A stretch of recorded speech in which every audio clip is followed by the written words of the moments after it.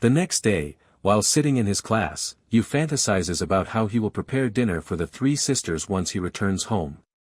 He spends the entire day shopping for ingredients and then heads over to the Mikadono mansion just as the sun is about to set. When he opens the gate, he finds that the three sisters are already back home earlier than expected. He also notices a pair of shoes that he does not recognize. As he walks in, he sees the three sisters standing politely in front of a man sitting calmly on the sofa. The moment feels a bit intense as Yu wonders who the person is, but the moment he hears his voice, he immediately realizes it belongs to Mr. Mikadono and quickly greets him, introducing himself properly. Mr. Mikadono expresses his condolences for what happened to Yu's mother, but assures him there is no need to worry because as long as he is around, her talents will always live on. Yu finds these expectations too overwhelming for someone like him and then looks at the Mikadono sisters as he wonders why they all seem so serious. Mr. Mikadono then shifts the conversation and coldly asks Kazuki for her performance report. She quickly explains that her routine is jam-packed and she has an interview scheduled for tomorrow. When he turns to Miko, she confidently mentions winning championships as usual and assures him she will not slow down. Lastly, it is Miwa's turn and she also gives a perfect report.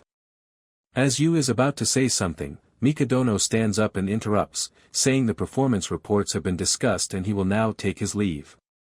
Yu stops him and asks if he would be interested in joining them for dinner, since he had planned to cook for them. Without replying, Mikadono walks over to a mask lying nearby. Yu explains that they went to a festival over the weekend. Mikadono becomes serious and asks whose idea it was. The boy excitedly tells him how he took them there and the sisters all ended up in the same place and that it was the same festival they once visited as children. Mikadono lifts the mask near his face, then scolds Yu for interfering with his daughter's success. Yu talks about the good luck they received from the visit, but Mikadono dismisses it, saying he believes only in hard work and not in luck. He walks up to Yu and harshly reminds him how useless and miserable he is despite being the son of a talented actress. He breaks the mask in half and calls Yu an average nobody, claiming that talentless people have no place in his home. As he continues to insult him and grabs him tightly by the shoulder, the sisters finally stand up for Yu. They argue with their father, explaining that while Yu may not have major achievements, he handles everything in the house from cleaning to cooking, so they can focus on their careers.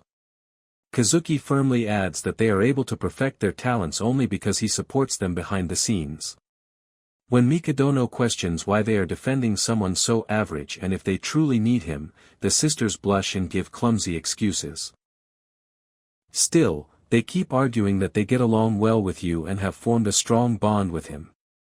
However, their father stays firm and tells them that there is no space in the Mikadono family for socializing. He reminds them they are not children anymore and forbids them from attending any more festivals. He tells them to focus on improving their results and then leaves. Yu quietly asks if they will join him for dinner, but Nico turns around and gently apologizes, saying they no longer have time to enjoy his delicious food. A week passes, and everything seems to go back to the way it was. Before Yu started living at the mansion, but after meeting their father, Yu finally understands why these girls work so hard to perfect their talents. And it is all because of their strict upbringing. He remembers how the sisters finally started getting along with each other. That night, everyone at the club is returning home, except for Nico, who stays late to practice like she used to. It turns out she had been coming home early just for dinner, but now she is back to her usual schedule, as she takes a break to eat. The food tastes bland after getting used to Yu's cooking. Kazuki feels the same as she looks at her healthy smoothie, packed with nutrients, but she cannot bring herself to drink it anymore. Even Miwa seems off as her usual snacks do not feel as exciting. All three girls find themselves stuck, wondering why they can no longer go back to their old routine. Meanwhile, even Yu feels down and wishes things could go back to how they used to be. He remembers the warm family from the TV show his mother acted in, and decides he wants to create something just like that. This thought gives him a new sense of motivation. The next morning, as the three sisters step out of the house, Nico realizes that you didn't greet them with his usual cheerful voice, and that makes her feel sad. Later at school, when lunchtime arrives, Nico opens her bag to grab a protein bar, but instead finds a packed lunch. Her face turns as red as a tomato, and the same happens with the other two sisters, each finding a neatly packed meal. When Nico's crewmates ask if she is not going to eat it and suggest they could have it, she firmly refuses and says she will eat every bite herself. Meanwhile, Yu is asleep on his notebook, completely exhausted after waking up at 4 in the morning to prepare their meals. Later, when he finds their lunch boxes completely empty, he smiles to himself, knowing they enjoyed the food. That evening, the three sisters call Yu over and seriously tell him that they want to form a co-stewardship with him. Confused, Yu wonders why they are suddenly talking about ships, but the sisters do not look in the mood to be joking, as they remind him that their father warned he would throw Yu out unless he proved himself.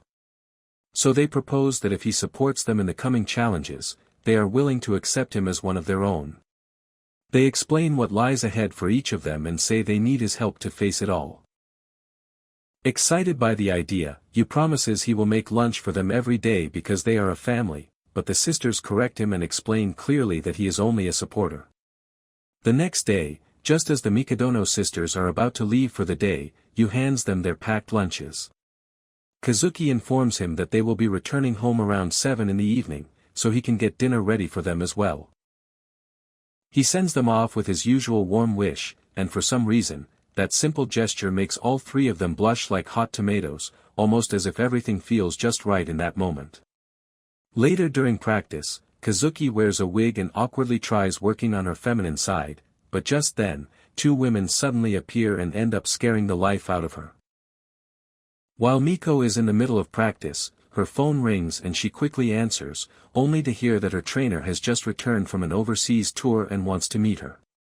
At the same time, little Miwa is deep in her own training session, but ends up being knocked down by her trainer.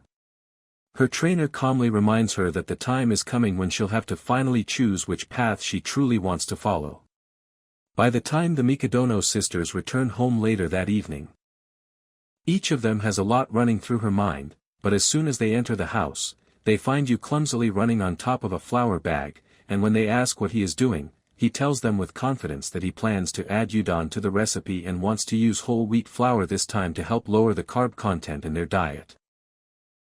Just as he's explaining everything, he suddenly slips and falls hard, hurting himself in the process, which makes the girls laugh a little before walking off, mentioning that they'll still be joining him for dinner. Later that night at the table, the sisters remark that the food tastes a bit average today, which leads them to recall how their father used to hate anything that felt mediocre. Yet in that quiet moment, each of them finds a kind of comfort in this mediocrity. Later, while Yu is doing the dishes, Kazuki walks in and offers to help, saying she's trying to work on her feminine side. Yu points out that doing the dishes doesn't really have anything to do with being feminine, but she insists and joins in anyway.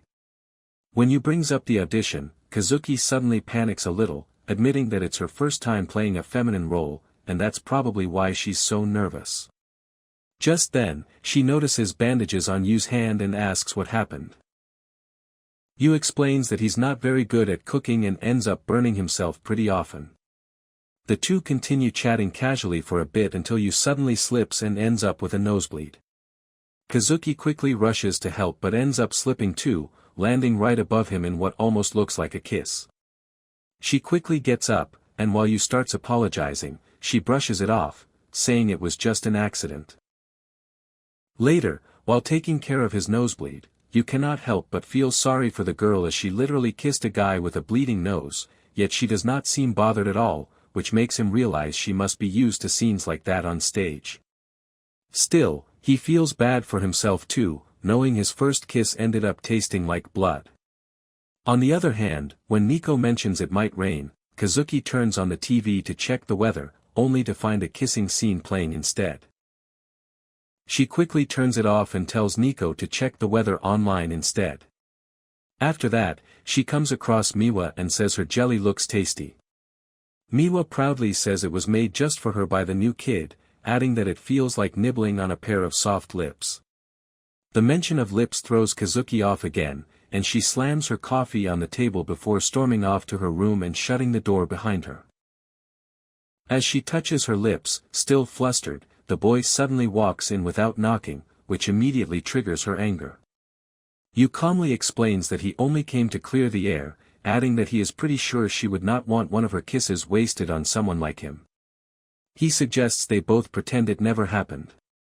As he walks out, Kazuki bursts with frustration, calling him a jerk for saying something like that. Later during her practice, she starts thinking Yu might have been right, and forgetting what happened might really be the best thing for now since she needs to stay focused on her upcoming audition. She tries rehearsing her feminine role, but keeps failing since everything she has done until now has been more like a prince than a girl. During another session, while once again acting in a prince role, she looks closely at the girl she is performing with and suddenly realizes what she had been missing in her earlier performance. Just when the scene leads into a kiss, her mind flashes back to her earlier accident, and she jumps back, completely embarrassed.